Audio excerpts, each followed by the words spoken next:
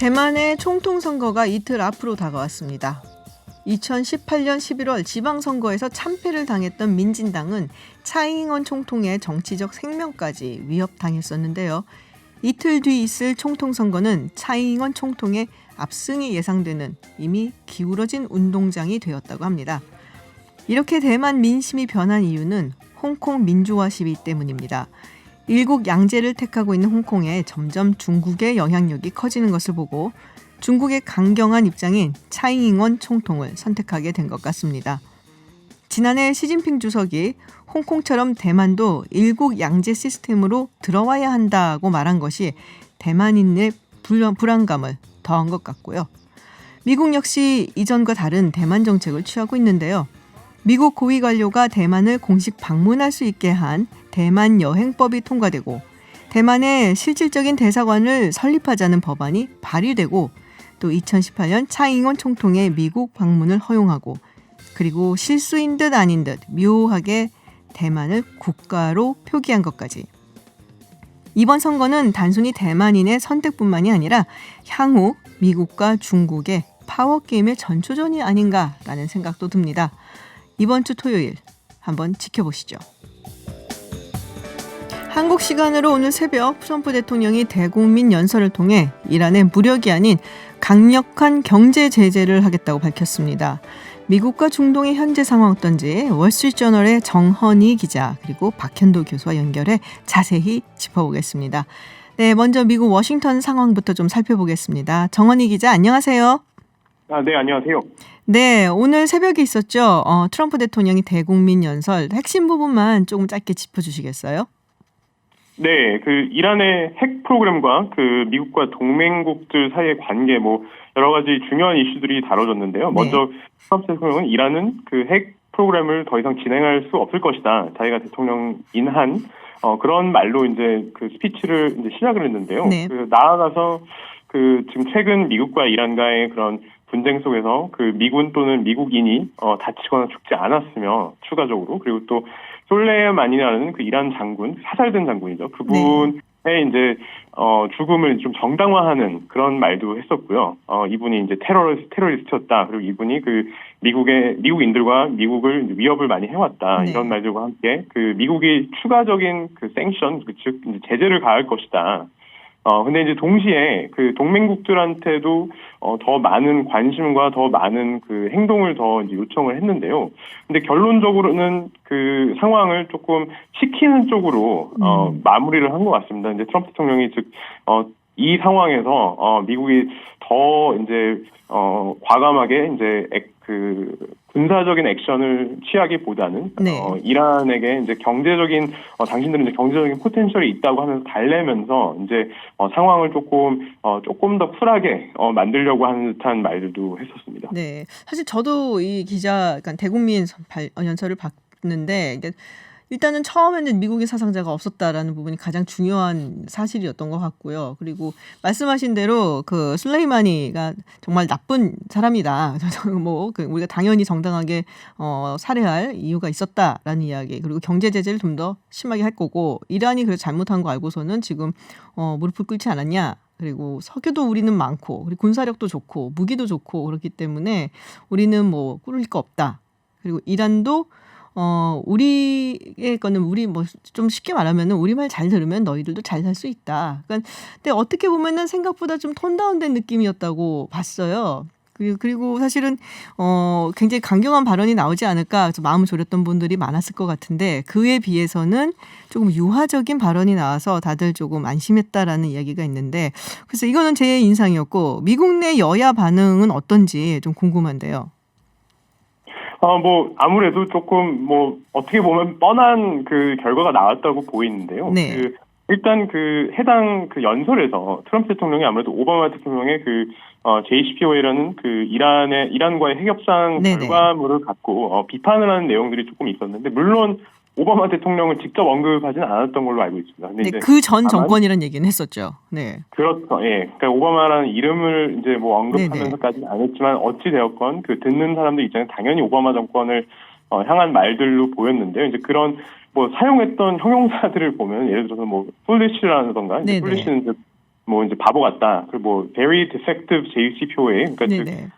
이제 돌아가지 않는 JCPOA, 그러니까 굉장히 이제 그 목적성이 없다고 그래야 될까요? 이제 아무튼 조금 강한 어조로 이제 그 딜을 비판을 했었는데 공화당 쪽에서는 아무래도 이제 그 뭐 오바마 정권에 대한 비판을 떠나서 전체적인 그런 연설에 대해서 굉장히 환호하는 듯한 말들이 많이 나왔던 것 같아요. 예를 들어서 뭐 린지 그램이라는 그 사우스캐롤라이나 주의 그 상원의원은 홈런 스피치라고 말을 했다던가, 아니면 네. 랜드 폴이라는 또 다른 공화당 이제 상원의원은 자기는 이제 굉장히 플리즈 됐었다. 그러니까 즉 자기는 굉장히 만족스러웠다. 뭐 이런 반응들이 있었는데, 당연히 이제 민주당 쪽에서는 이 연설문 말이 안 됐다. 네. 그리고 대제는 결국에는 경제적인 전쟁이다라고 말한 그 하원 의원 이란 오말 의원도 있었고, 또는 이제 톰 스테어라는 지금 민주당 그 대선 그 경선에서 뛰고 있는 분인데, 이분은 네. 미국인들이 이제 다치진 않았지만 그런 거는 좋지만 트럼프 대통령이 이 분쟁을 만들었고 좀 해당 연설을 통해서 보이는 거는 전략이 없어 보인다. 그러니까 이런 비판적인 내용들이 좀 많이 나왔던 것 같습니다. 그렇군요. 그러니까 오바마 대통령이 정말 트럼프 대통령한테는 그 항상 이렇게 뭐랄까요, 그 공적이라고 해야 되나요? 떠날 수 없는 존재라고 해야 되나요? 그 생각을 되게 많이 했어요. 저도 이게 들으면서. 그리고 가장 좀 특징적이다라고 생각했던 부분은 이 방금 말씀하셨던 이란 핵합의, 그러니까 JCPOA가 뭐 사실상 이란도 탈퇴를 했기 때문에 이제는 뭐 무너졌다라고 봐도 되는데, 이제부터 나하고 딜을 하자라는 듯한 그런 메시지를 던지는 것도 같았고, 이란 측에. 그리고 이란 국민들한테 북한한테 그랬듯이 약간 좀 뭐랄까요, 우리 말 잘 들으면은 잘 살 수 있어, 뭐 이런 식의 미끼를 던지는 그런 모습. 그래서 약간은 좀 북한처럼 다루려는 생각이 아닌가, 뭐 이런 생각이 좀 들기는 했습니다. 미국 내 여론은 어떤가요? 지금 트럼프 대통령의 뭐 술레이마니 암살 사건이라든지, 그리고 이란 측의 이제 반격, 이런 것에 대한 여론은 어떤지 좀 궁금한데요. 근데 어떤 뉴욕타임스 기자가 이제 트위터에서 했던 말인데, 네. 그러니까 이게 솔레이마니라는 그 인물이 굉장히 이제 미국인들 입장에서는 굉장히 나쁜 사람이고, 뭐 제거됐을 때는 뭐 미국의 국익에 부합할 수 있다라는 생각은 할 수 있지만, 네. 이걸 왜 하필 지금 했을까라는 의문을 던진 그런 트위트를 봤었어요. 근데 이제 그분들 그런 이제 좀 의문 또는 비판적인 생각을 갖고 있는 분들 입장에서는 지금 현재 그 미국 의회에서 그 진행되고 있는 그 탄핵 그 히어링이죠. 탄핵 청문회 뭐 이런 그 국내 정치적인 이슈로부터 유권자들을 좀 관심을 돌리려는 거 아니냐라는 좀 의심이 담긴 목소리들이 좀 나왔던 것 같습니다. 또 반면에 트럼프를 지지하는 분들 입장에서는 이제 당연히 이제 미국 국익에 부합하는 행동을 했는데 이걸 왜 비판하느냐. 또 그 이라크 현장에 있는 그 미국 군인들의 목숨이 왔다 갔다 하는 상황에서 이런 식으로 정치적인 제동을 거는 게 과연 맞냐라는 비판적인 목소리를 많이 했던 것 같습니다. 그렇군요. 사실 이게 1998년도에 클린턴 대통령이 당시에 루인스키 스캔들로 인해 갖고 탄핵 소추안이 이제 표결이 되기 직전에 이라크를 공습을 한 적이 한 번 있습니다. 그래서 그때하고 굉장히 많이 비교가 되더라고요. 그래서 그 당시에 그걸로 그러니까 클린턴 대통령이 조금 탄핵에 대한 그런 이슈를 좀 돌리려고 했다라는 비난을 상당히 많이 받았었는데, 그거랑 굉장히 닮은 꼴이다, 뭐 이런 이야기도 좀 나오고 있는 것 같아요. 트럼프 행정부가 지금 미국 의회를 대상으로 해서 이 솔레이마니 사령관 제거 작전에 대해서 비공개 브리핑을 진행했다는 소식이 들어와 있어요. 그 임박한 위협이라고 하죠. 이 솔레이마니를 사살해야만 했던 근거, 이 임박한 위협, 이 부분에 대해서 뭐 브리핑을 하고 이야기도 했던 것 같은데, 반응들이 뭐 썩 좋지는 않은 것 같아요. 네, 뭐 일단 뭐 역시 예상됐던 결과물로 이제 민주당 쪽에서는 당연히 이제 그 비공개 브리핑 내용에 대해서 불만이 많았어요. 이제 민주당 쪽에서 예를 들어서 frustrated 하거나 뭐 대놓고 화를 내거나, 그러니까 즉 이제 굉장히 큰 실망 또는 이제 굉장히 큰 화를 내는 듯한 반응들이 좀 많았던 것 같고, 반면에 이제 공화당 대부분은 역시 예상대로 트럼프 대통령 이제 정권과 그 장관들이 이제 말한 그 내용들을 가지고 이제 이거는 이 정도 내용이면 충분히 정당하다라고 하는 듯한 말을 했었는데, 좀 재미있었던 점은 그 유타주의 마이크 리라는 상원의원과 그 켄터키주의 랜드 폴이라는 상원의원, 이 두 분은 이제 그 소위 말하는 그 리버테리언이라고 불리는 사람들인데, 즉 이제 뭐랄까요, 이제 자유를 정말 이제 지극히 네네. 보수 중에서도 굉장히 뭐 자유를 중요시하고 아주 작은 정부를 지향하고 공화당하고는 조금 약간 결이 다르죠, 약간. 네.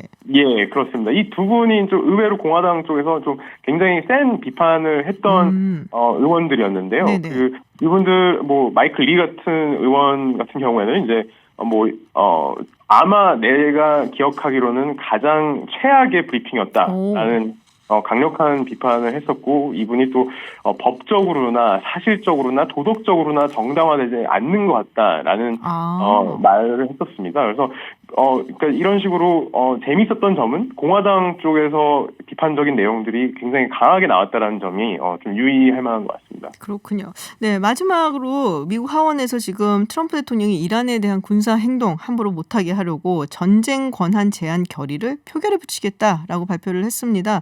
트럼프 대통령 격분했을 것 같은데요.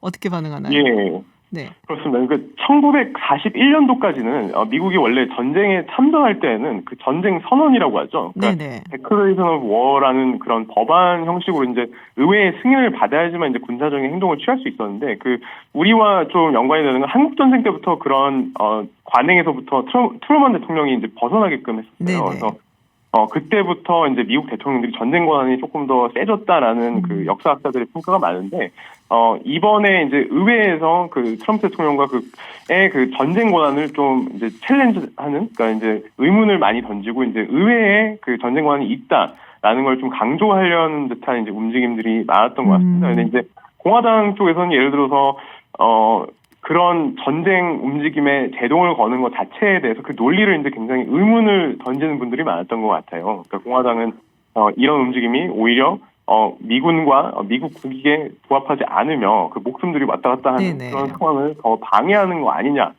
라는 이제 그런 제스처를 취했고, 또 트럼프 대통령은 또 사실상 그 군의 최고 통수권자이기 때문에 그 점을 들어서 이제 그런 민주당의 그런 비판적인 내용들을 조금 그런 부분에 대해서 의문을 던진 것 같습니다. 네, 그렇군요. 네, 세계가 주목을 하고 있습니다. 어쨌든 더 이상의 확전이 없이 끝나서 정말 다행이라고 생각을 하고요. 네, 다음에도 미국 소식 저희가 또 들어보도록 하겠습니다. 네, 지금까지 월스트리트저널의 정헌희 기자와 이야기 나눴습니다. 고맙습니다. 네, 감사합니다. 네, 이번에는 중동 상황 좀 알아보겠습니다. 명지대 중동문제연구소의 박현도 교수님 전화 연결돼 있습니다. 교수님 안녕하세요. 네, 안녕하세요. 네, 교수님 지금 휴가 중이신데 굉장히 많은 전화 받으셨을 것 같아요. 네, 그렇습니다. 네, 뭐 휴가 중이셨겠지만은 트럼프 대통령의 대국민 연설 보셨을 것 같은데요. 일단 무력 충돌은 피한 상황이고, 그리고 더 이상 뭐 모르겠습니다만은 일단 지금은 약간 불이 꺼진 상황이고, 그 대신에 이제 경제 제재를 더 추가하겠다라고 하고 있는데, 상황을 어떻게 진단을 하고 계신지 좀 듣고 가야 될 것 같아요. 네, 일단은 이란이 상당히 아주 똑똑하게 보복을 했어요. 사람을 다치지 않게. 저희가 사실은 걱정했던 게 몇 명이라도 죽으면은 이게 전면전이 날 거라고 봤거든요. 미국이 가만히 있지 않을 것이다라고 봤는데, 이란 쪽에서 계속 저희들이 확인한 것으로는 사람을 다치지 않는 한에서, 그러니까 이란의 능력을 보여주는 한에서 하는 걸로 공격하기 전에 이미 그러한 시나리오가 짜져 있었던 것 같고요. 그러한 시나리오를 이제 샴한이라고 최고 국가안보위원회 고문이 아마 작전을 짰던 것 같습니다. 그래서 최고 지도자의 지시대로 직접적으로, 그러니까 대리인이나 누구 시키는 게 아니라 이란에서 직접적으로 공격을 하고, 비례하는 공격을 하고, 그리고 미국의 시민이 아니라 이제 미국의 국익과 관계된 군사 기지를 공격하는 것 세 가지 원칙대로 정확하게 실행을 했습니다. 다만 이제 저희가 생각하기에는 이게 생각보다 빨랐다는 생각을 했어요. 저는 좀 시간을 두고 할 줄 알았는데요. 매장을 하자마자, 장례식 끝나자마자 바로 공격을 하는 거 했고, 그리고 이제 솔레이마니가 죽은 시간에 맞춰서 한 게 여러모로 상당히 상징적인 모습을 보여줬고요. 이란 신문에서도 그 점을 굉장히 강조했습니다. 솔레이마니의 그 시간에 공격을 했다라는 것을요. 예, 그래서 상당히 그런 게 의미가 있었던 공격이었던 것 같습니다. 그렇군요. 근데 이 트럼프 대통령 연설 이후에 미국 대사관인 그 이라크 바그다드 그린존에 추가적으로 이렇게 두 발이 떨어졌다. 이거는 누가 한 거냐? 이거 프록시 단체에서 한 건가요? 어떻게 보시나요? 이게 아마도 사실은 이제 트럼프 대통령이 연설하기 전에요.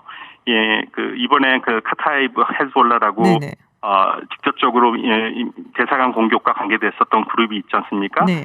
거기서 뭐라고 그랬냐면 이번에 이란이 공격을 할 때 우리도 같이 공격하는 거는 이제 거기도 카투사 로켓을 많이 쐈어요. 네. 미군 기지에 대해서요. 근데 그거를 뭐라고 그랬냐면 이거는 솔레이마니의 죽음에 대한 복수라고 얘기를 했고요. 네네. 그렇지만 우리에게는 아직 우리의 부사령관이었던 알무한디스의 죽음에 대한 복수가 남아있다고 얘기를 했습니다. 아, 알무한디스에 대한 복수? 네네. 그걸 굉장히 강력하게 하겠다고 그랬는데요. 아마 이란 쪽에서 이제 분위기가 이러니까 만약에 그렇게 되면은 굉장히 시끄럽지 않습니까? 네네. 그래서 이제 자제를 요청을 한 상태였는데 아마도 이거는 제대로 조율이 되지 않은 상태에서 실수일 가능성도 있고요. 이게 만약에 카타이브 헤즈볼라가 무한디스에 대한 죽음에 대한 보복이었다면 너무 약하거든요. 한 세 발이나 두 발밖에 안 되니까요. 그랬을 때 이거는 아마도 조율되지 않은 상태에서 실수일 가능성에 좀 무게를 좀 두고 있습니다. 그렇군요. 사람들이 많이 궁금해하고 초반에 좀 헷갈렸던 것이 미군 80명이 죽었다라는 보도를 이란 국영방송에서 했었고 또 이제 트럼프 대통령은 지금 사상자가 지금까지 없다라고 얘기를 했거든요. 이렇게 엇갈린 주장이 나오는 건 이란이 사실은 죽은 사상자가 없지만 그렇게 그냥 얘기를 하는 건가요? 글쎄요. 그게 저희들 굉장히 좀 처음에는 의아했어요. 처음에 이 보도가 나온 게 이란 쪽에서 80명이라고 나왔고요. 네네. 조금 더 있다가는 80명에 또 200명 이상의 부상자를 얘기를 했거든요. 네. 그리고 이 부상자들을 미군이 지금 헬기로 나르고 있다라는 그런 얘기까지 나왔어요. 그래서 이거 굉장히 크구나. 이거 정말 난리가 났다는 생각을 했는데요.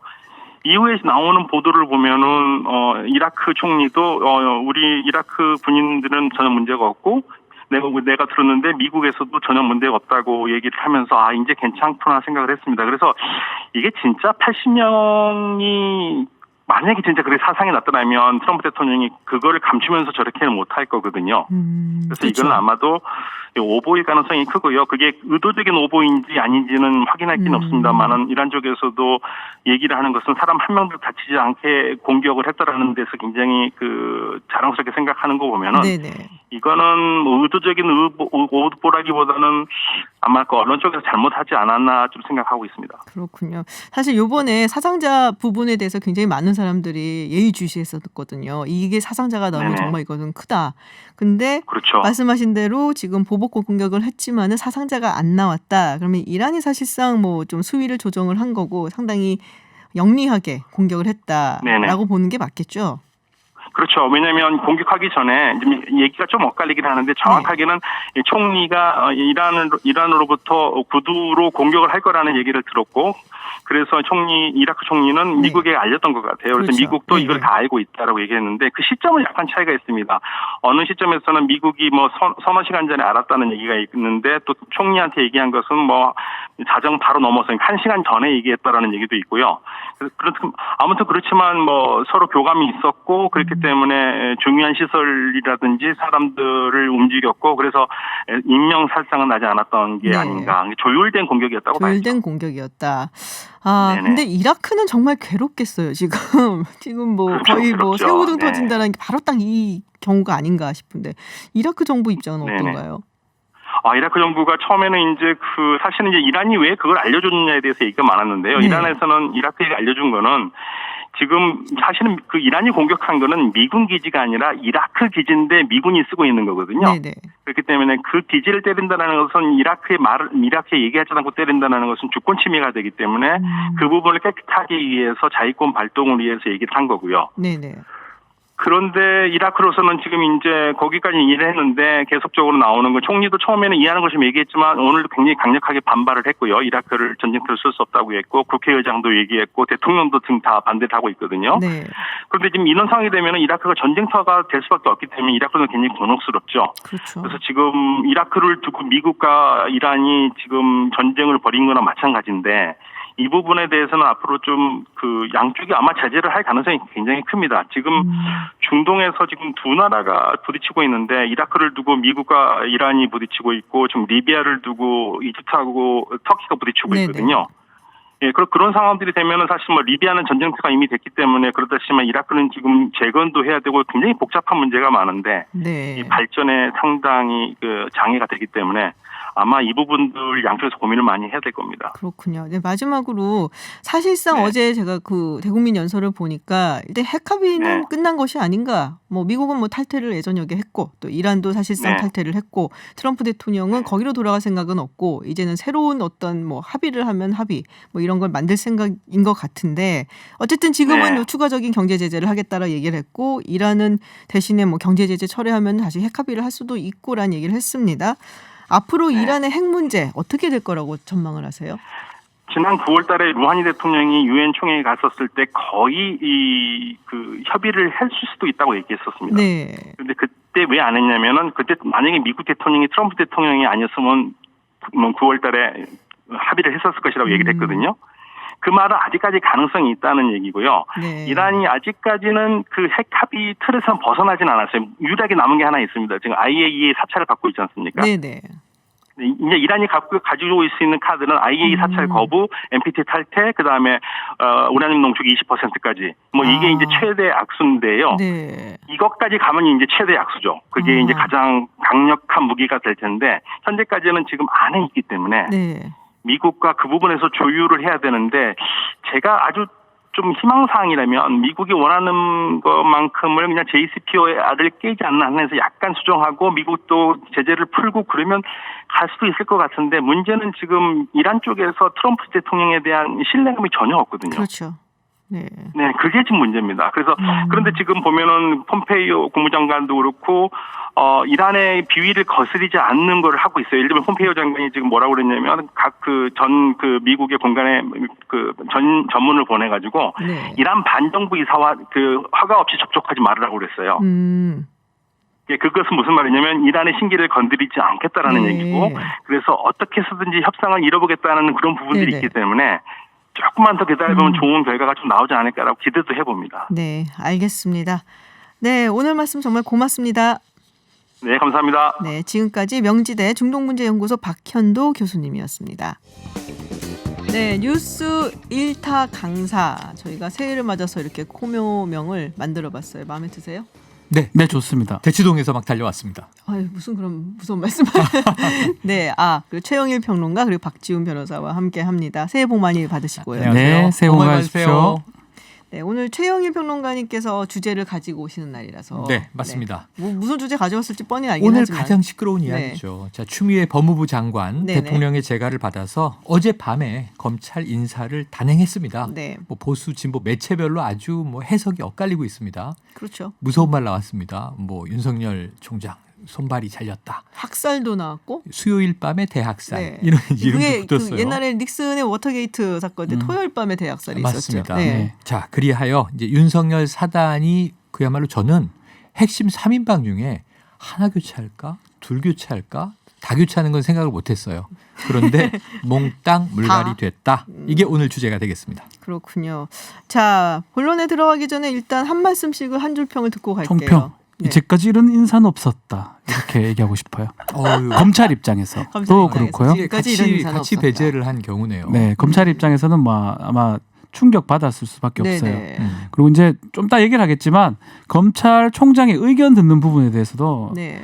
관행이냐 아니면 법적 해석이 필요한 부분이냐 여러 가지 얘기가 있었는데 어쨌든 간에 검찰 입장에서도 이제까지 이런 인사는 없었다고 법무부 장관도 이렇게 파격적으로 뭐 6개월 만에 인사했던 적이 없기 때문에 네네. 저는 이제까지 이런 인사는 없었다. 진짜가 제대로. 네. 최영일 평론가 여기 또 못지않게 한마디 자, 하셔야죠. 이게 사태는 벌어진 일이고요. 지금 이제 해석에 문제가 남았어요. 너무 밋밋한데. 자, 우리 청와대는 박지훈 변호사님 1승. 불가피한 개혁이었다. 네. 그 검찰은 이것은 정치적인 인사다. 음. 지금 뭐 야권이 마찬가지죠. 네네. 이렇게 격돌하고 있어서 진실은 그 중간 어디에 이렇게 잡아보겠습니다. 알겠습니다. 이번에 그 인사안 관련해서 또 눈에 띄는 그 보도가 하나 있어요. 이번에 서울중앙지검장에 임명된 이성윤 법무부 검찰국장 네.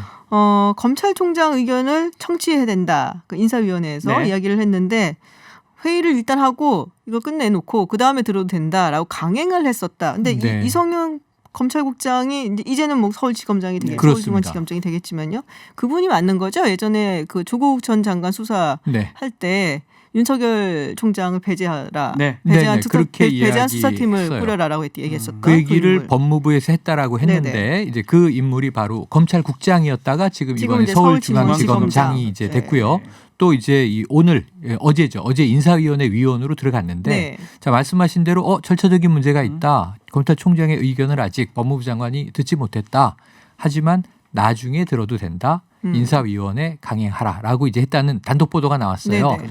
이 이성윤 이번에 신임 지검장하고 그리고 이제 조남관 네. 신임 검찰국장 이성윤 자리로 올라갔죠. 네네. 이번에 이 두 사람이 참여정부 시절에 문재인 대통령 민정수석 그 밑에 사정비서관실의 특별감찰반장 출신입니다. 전임자 후임자로. 네네. 그래서 이제 이 친문계 검찰 인사 아니냐. 그래서 이제 이번에 조국 장관의 개혁을 열심히 밀던 인물들이에요. 그러다 보니까 어제 결국은 이 실세가 된 이성윤 신임 네. 지검장이 인사위원회를 강행한 것 아니냐 하는 보도가 나오는데 이게 제가 보기에는 검사장이 강행하긴 쉽지 않았고 그렇다면 뭔가 법무부 내에 분위기나 정황이 있었을 것으로 법무부 추정이 됩니다. 장관이 또 그걸 뭐 수용을 했겠죠. 수용이나 검찰국장이 혹은 이제 지시했고. 검사 인사를 뭐 담당하는 법무부에서 가장 핵심 요직이죠. 핵심 네네. 요직이기 때문에 충분히 그런 위치에 있는 거고요. 다만 검찰청법 34조 얘기를 하지 않을 수가 네네. 없습니다. 맞아요. 조문은 이렇게 돼 있어요.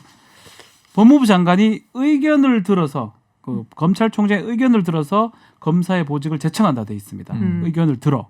그 의견을 들으라는 조문을 의무조항이고 반드시 해야 될 법적 요건이 있는 조문으로 해석하는 거는 검찰 쪽이고요. 법무부 장관이나 법무부 쪽에서는 그냥 협의하면 된다. 네네. 그냥 물어보기만 하면 된다. 이렇게 해석을 했고 그 해석이 다르다 보니까 충돌을 했던 것 같습니다. 관례적으로는 어떻게 했었나요? 통상적으로. 관례적으로는 거의 지금 검찰총장 말이 맞아요.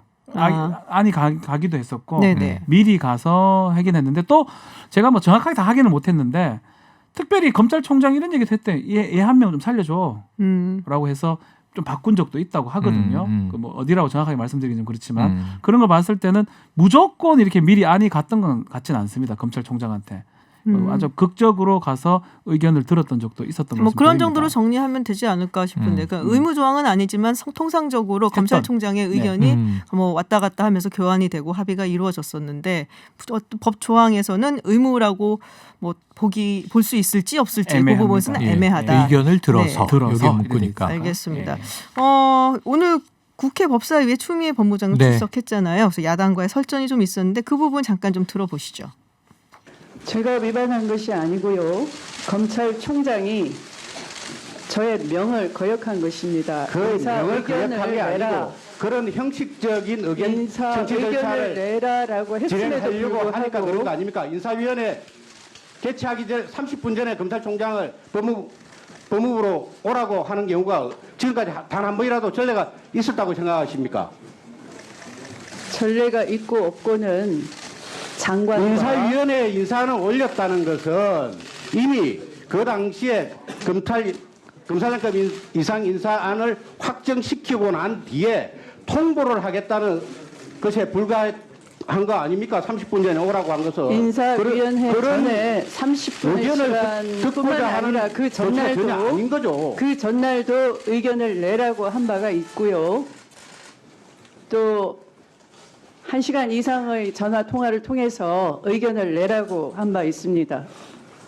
그리고 제가 인사위원회 이후에도 얼마든지 의견 개진이 가능하다고 모든 일정을 취소한 채로 무려 6시간을 기다렸습니다.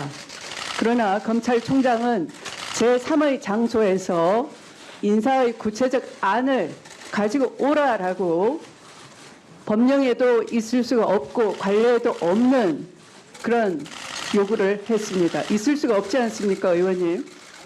네, 지금 뭐 추미애 법무부 장관 그리고 정점식 자유한국당 의원과의 설전을 좀 들어보셨습니다. 사실 법무부하고 검찰 간의 신경전은 뭐 여러 차례 있었던 것 같아요. 그런데 역대 이번 정부에도. 인사만 놓고도 네. 어젯밤 7시 반에 전격 발표를 했어요. 네네. 인사위원회는 오전 11시에 열려서 끝났는데 5시까지 발표가 없어서 오늘 발표 안 하네? 또 총장과 법무부 장관이 안 만났네? 그랬는데 밤에 발표를 해버렸는데 네. 이게 강행이라고 지금 오늘 다 보도가 됐지만 추미애 장관 이야기를 좀 곰곰이 들어보면 강행이 아닐 수도 있다.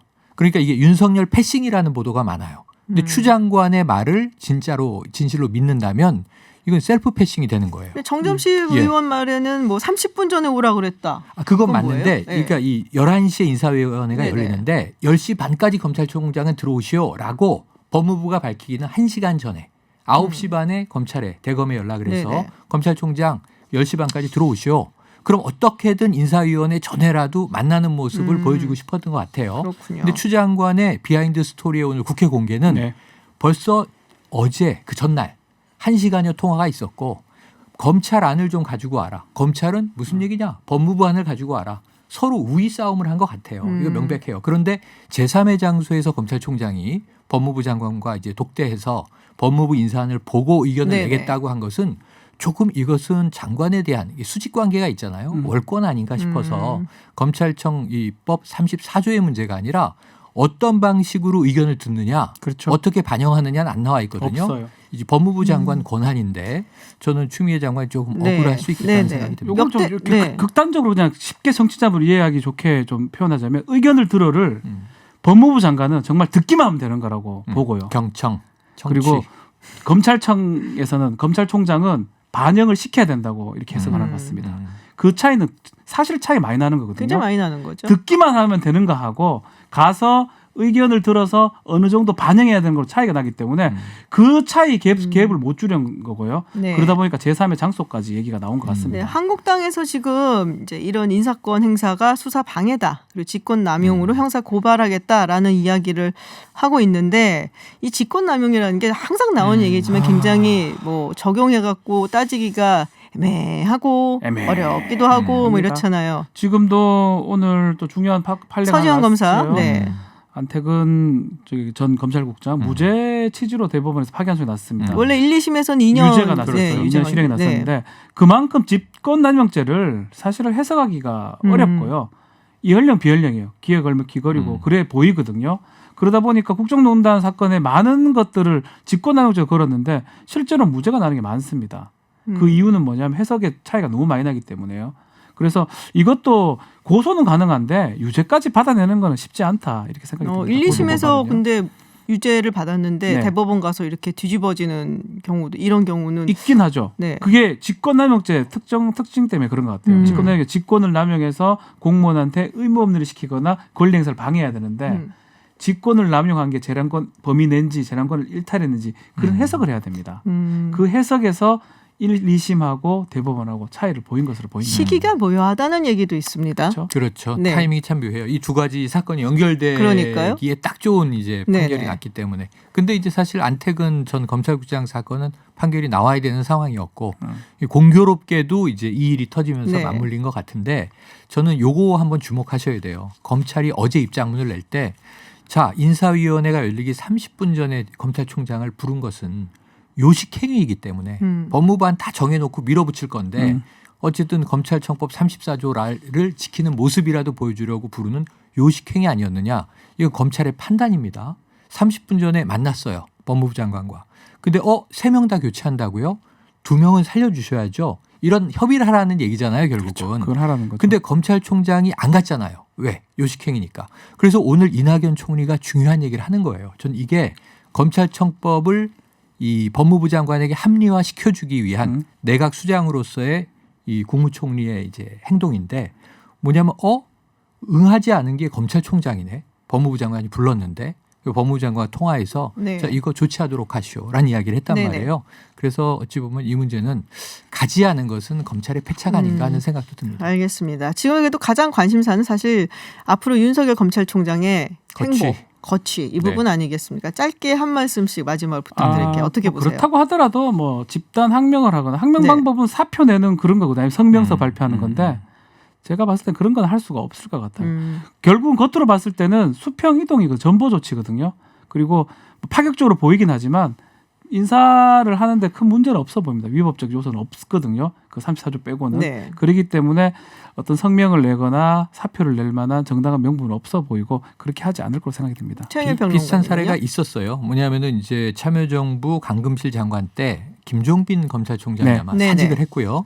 또 이게 2011년에 이명박 정부 때 김준규 검찰총장도 수사 개시권을 경찰에게 주자 사직한 적이 있어요. 이게 항명인데 윤 총장 항명, 사의 표명 항명은 네네. 없을 것 같고 저는 임기가 보장될 것 같고 오늘 청와대도 윤 총장 거취에 대해서 청와대는 생각하고 있지 않다. 이렇게 이야기를 해서 저는 앞으로의 전개 과정은 조금 톤 다운된 가운데 이제 물밑기 싸움이 계속될 것 같습니다. 알겠습니다. 뉴스 보시다가요. 혹시 궁금한 내용 있으시면은 뉴스 일타 강사 우리 최쌤, 박쌤 이 두 분께 질문 보내주십시오. 다 답변 드리겠습니다. 다 답변 드리겠습니다. 다 답변 드린데요. 네, 50원의 유료 문자 샵 0951 그리고 TBS 앱으로 보내주시면 되고요.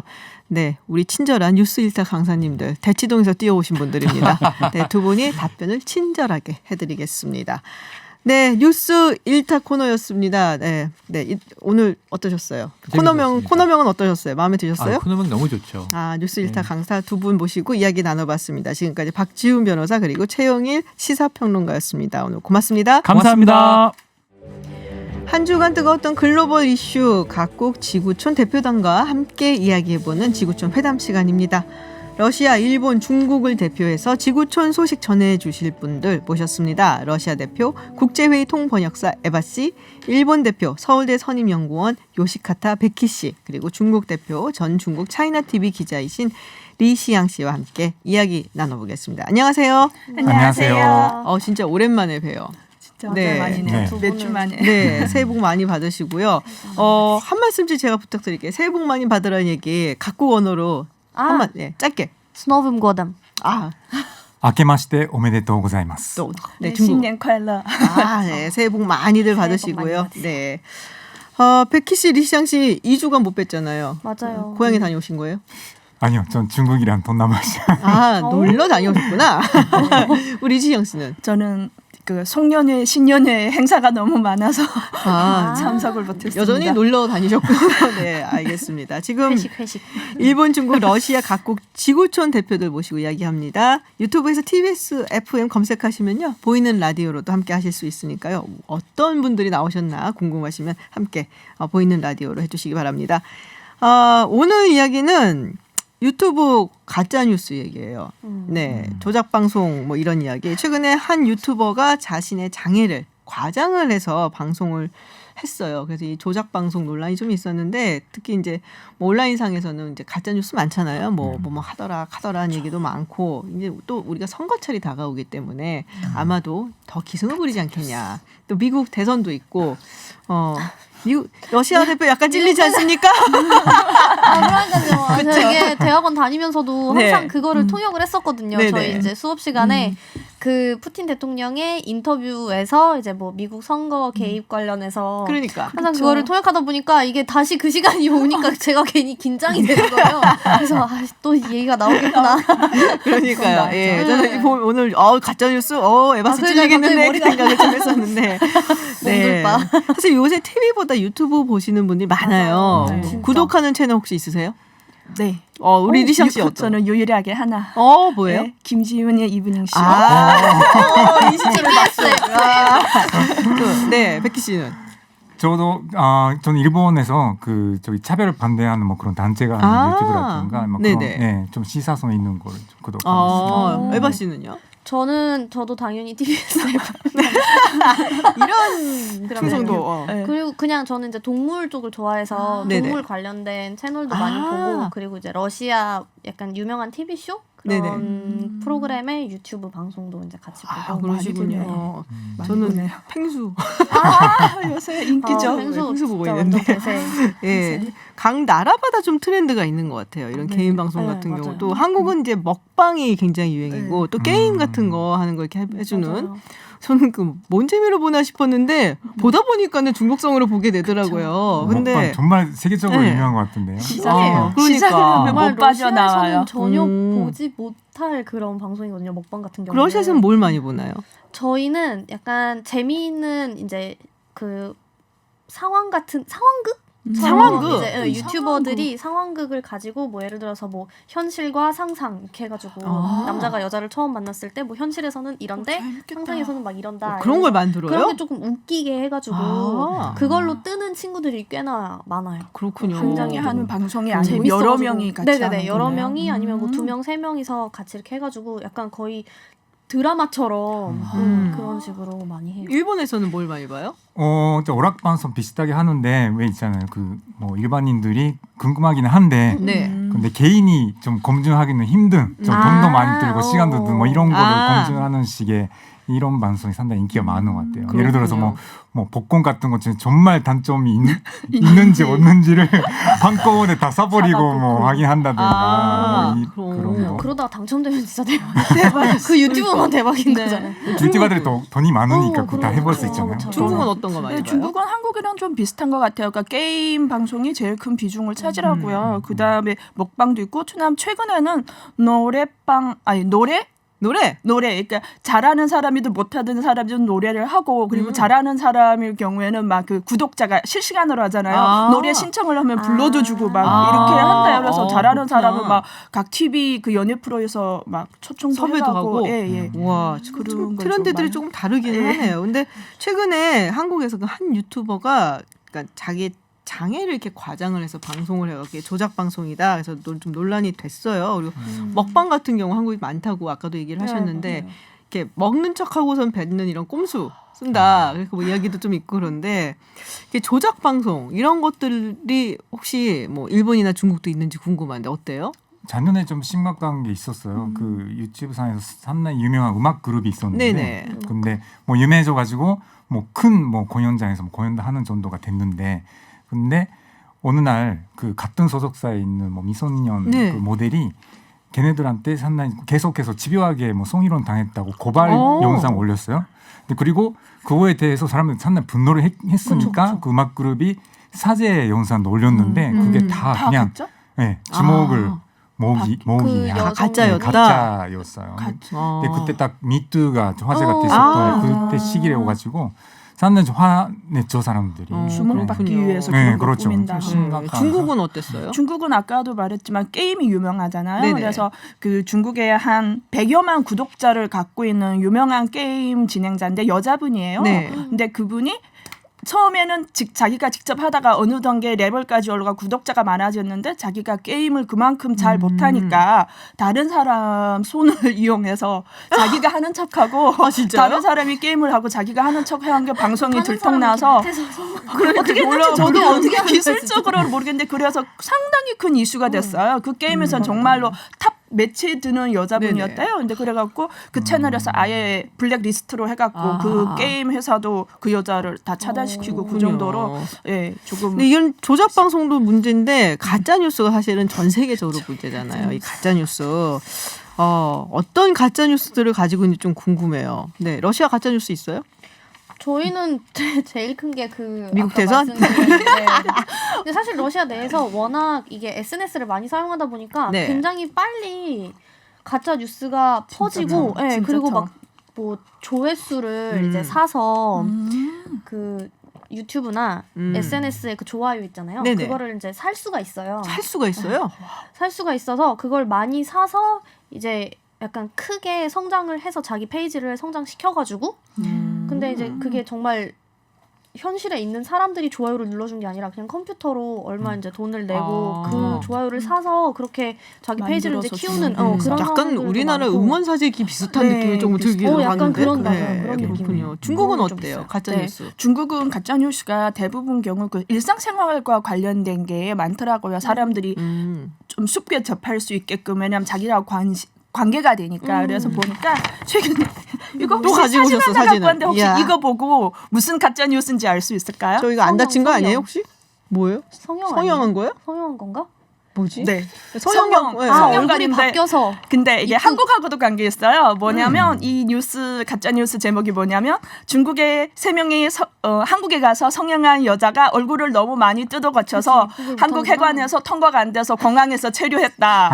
통과 금지가 됐다는 이런 뉴스가 떴어요. 근데 이 사진까지 올리고 근데 사실은 그게 아니라 이 여자분들이 지금 서울의 모 면세점에서 회원 등록을 하기 위해서 대기 중인 거예요. 근데 누가 사진을 보고 그런 기사를 썼는데 검증을 안 하고 막 각국의 그 언론들에서 막 하루 이틀 사이에 워낙 한국에 성형 오는 분들이 많으니까 이게 이슈가 된 거예요. 그래서 나 진짜 한국 가서 성형하면 안 되냐? 진짜 못 들어오냐? 막 이런 설이 돌 정도로 하루 이틀 사이에 막 퍼지고 그다음 이틀 만에 바로 정정 기사를 냈음에도 불구하고 그때 상당히 큰 이슈가 됐던 많은 사람들이 궁금해하긴 했어요. 중국에서 이제 성형 그 여행을 많이들 오시니까 들어갈 때 입국이 될까? 여권 사진이 다르니까 농담처럼 맞아. 진짜 그게 가짜 뉴스처럼 떴대요. 그렇구나. 일본에선 가짜 뉴스 어떤 게 있어요?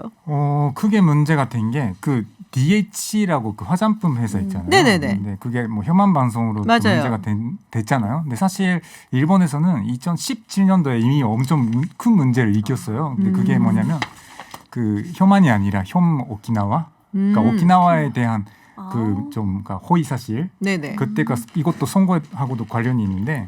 그 오키나와에서는 그러니까 미군 기지에 대한 반대 운동이 좀 그러니까 활발하게 있는데 근데 사실 그 운동하고 있는 사람들이 누군가한테 돈 받고 있는 그러니까 오키나와 사람 아니 외지에서 온 사람이다 막 이런 식의 허위 뉴스를 계속 뭐 방송했다가 상당히 좀 큰 문제가 돼가지고 뭐 항의 운동도 일어나고 막 이랬었어요. 근데 이런 가짜 뉴스가 사실 뭐 사람들을 이렇게 좀 혼란스럽게 만드는 것도 있고 또 정치적인 결과를 낳는 경우도 있고 그래서 굉장히 많이들 신경 쓰거든요. 특히 미국 같은 경우는 이제 대선 다가오는데 지난번 대선에서 우리 러시아 덕분에 상당히 말이 많았기 때문에 그래서 막 어떻게 해야 되냐 이거 규제를 어떻게 되냐 뭐 예를 들어 트위터 같은 데서는 좀 자기들이 알아서 규제를 하고 하겠다는데 페이스북 같은 경우는 사실 그런 게 별로 없고 거의 필터가 그래서 얘기가 좀 많아요.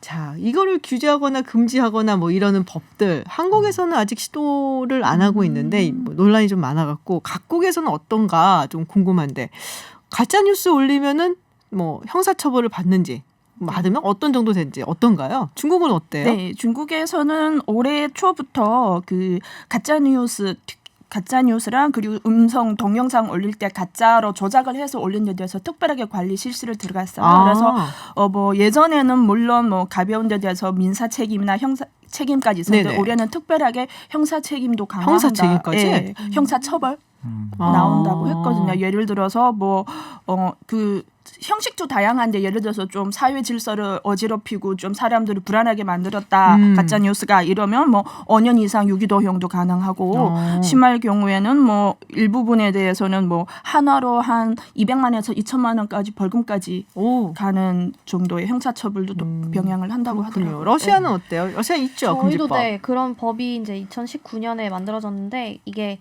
허위 정보 유포 금지법 이라고 하는데 뭐 그냥 가짜 뉴스 금지법인 느낌이에요. 그래서 인터넷 상에서 국민의 뭐 생명이나 건강, 자산, 사회 질서, 안전을 위협할 수 있는 그런 정보를 이제 허위 정보를 고의로 확산시키는 거를 금지하는 그런 내용을 담고 있는데 이런 이제 정보가 만약에 온라인에서 발견되면 저희가 로스콤나조르라고 그 감독청 같은 게 있어요. 그래서 언론 뭐 정보기술 감독청이라고 생각하시면 되는데 거기서 이제 차단을 요구하고 그리고 이런 게시글을 바로 이제 삭제를 하도록 그런 조치를 취하는 게 있는데 이게 위반 시 그 개인이 최대 한 170만 원까지 벌금을 물 수 있고 법인은 이제 50만 루블 해서 한 700만 원 정도 법인 같은 경우는 많네요. 그래서 벌금을 물게 되는. 이런 경우 어때요? 푸틴 못생겼어.